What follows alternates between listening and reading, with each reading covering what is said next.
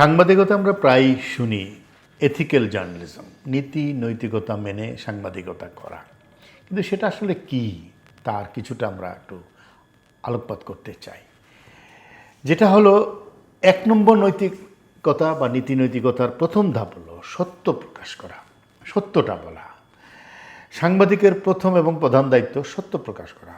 পাঠক এবং দর্শকের চাহিদার কথা মাথায় রেখে সাংবাদিকতার নিয়ম মেনে কাজ করবেন রিপোর্টাররা।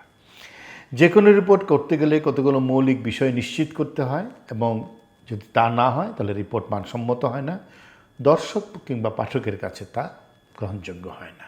এবং সেই বিষয়গুলো কি কি আমরা একটু যদি দেখি, এগুলো নীতি নৈতিকতার অন্তর্ভুক্ত। একটা হলো একিউরেসি, সঠিকতা, তথ্য যাচাই করা ছাড়া কোনো তথ্য দেওয়া যাবে না, এটা নীতি নৈতিকতার একেবারে শুরুর দিকের ধাপ। বরাত উল্লেখ করা, অর্থাৎ অ্যাট্রিবিউশন, সোর্স কি, কার মাধ্যমে পেয়েছেন, কোথা থেকে পেয়েছেন তথ্য। ইম্পার্শিয়ালিটি, সাংবাদিকতায় কোনো পার্শিয়ালিটি করা যাবে না, কোনো পক্ষে যাওয়া যাবে না। ভারসাম্য। আর হলো ন্যায্যতা, অর্থাৎ যার বিরুদ্ধে খবরটা যাচ্ছে তাকেও যেন আমি একটা স্পেস দিতে পারি। মানবিক প্রেক্ষাপট, সবসময় খেয়াল রাখা, একটা হিউম্যান কনটেক্সট। ক্ল্যারিটি থাকা, স্পষ্ট করে, ক্ল্যারিটি, আমি যা বলেছি স্পষ্ট করে বলেছি। দায়িত্বশীলতা নিয়ে সাংবাদিকতা করা এবং উদ্যমী হয়ে সত্য খোঁজা, এগুলো হলো 1 নম্বর কয়েকটি ধাপ যেগুলোর ভিত্তিতে সাংবাদিকতা হয়। এখন আসি যে বস্তুনিষ্ঠতা কাকে বলে। যে কোনো তথ্যকে কমিয়ে বা বাড়িয়ে না বলা। রিপোর্টের নিজের মন্তব্য জুড়ে দেওয়ার কোনো জায়গা নেই। যা তথ্য পাওয়া যাবে তা উপযুক্ত প্রমাণসহ উপস্থাপন করতে হবে। আমরা যদি দেখি যে সত্যনিষ্ঠতা বলতে আসলে কি বোঝায়, এর কোনো বিকল্প নেই এবং এটাই রিপোর্টারের মূল দায়িত্ব। তথ্য প্রমাণের ভিত্তিতে নিশ্চিত হয়ে রিপোর্ট লেখা বা বলা, এটাই সত্যনিষ্ঠতা। যা ঘটেছে, যেভাবে ঘটেছে, যে কারণে ঘটেছে উপস্থাপন করা অবিকৃতভাবে। তথ্য হবে পূর্ণাঙ্গ, আংশিক সত্য নয়, পুরো সত্য, শতভাগ সঠিক। আমরা অনেক সময় হাফ ট্রুথ লিখে ফেলার চেষ্টা করি, সেটাও মানুষকে বিভ্রান্ত করে। এটাও নীতি নৈতিকতার পরিপন্থী কাজ, সেটা যেন কখনো না হয়।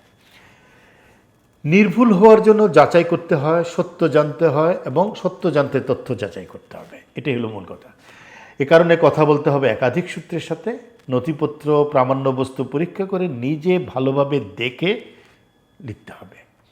এবং আমরা দেখি অনেক সময় সোর্স বলে দিল যে সংবিধানের এত ধারায় এই বিষয়টি আছে। সাংবাদিকের কাজ হবে সংবিধানটা খুলে ওই ধারাটা দেখা, ওনার কথার উপরে ভিত্তি করে না, অর্থাৎ নিজে পরীক্ষা করে তথ্যের সূত্র বা উৎস যথাসম্ভব নির্দিষ্ট করতে হবে, তাহলেই এটা মানুষের কাছে আস্থা আনবে এবং গ্রহণযোগ্য হবে। ব্যতিক্রম কি, কোথায় সূত্রের নাম বলা যাবে না, যেখানে সূত্র নিজেই ভিকটিম, তাহলে সূত্রের নামটা দেওয়া যাচ্ছে না। সূত্রের ক্ষতির আশঙ্কা থাকলে পরিচয় গোপন রাখা সম্ভব বা যায় পরামর্শ, সেটাই দেওয়া হচ্ছে। গোপনীয়তার শর্তে যদি কেউ কোনো তথ্য দিয়ে থাকে, যে আমার নাম বলবেন না কিন্তু আমি আপনাকে এই তথ্যটা দিচ্ছি, গোপনীয়তার শর্ত। আরেকটা হলো নিজে চিন্তা করা, কমন সেন্স অ্যাপ্লাই করা। শিশু, নারী, বেশ কিছু সেন্সিটিভ জায়গা আছে, সংবেদনশীল জায়গা আছে, সেই সব ক্ষেত্রে গোপনীয়তার মাত্রাটা কিন্তু অনেক বেশি, সেটা সাংবাদিকরে পরিস্থিতি মোতাবেক সিদ্ধান্ত নিতে হয়।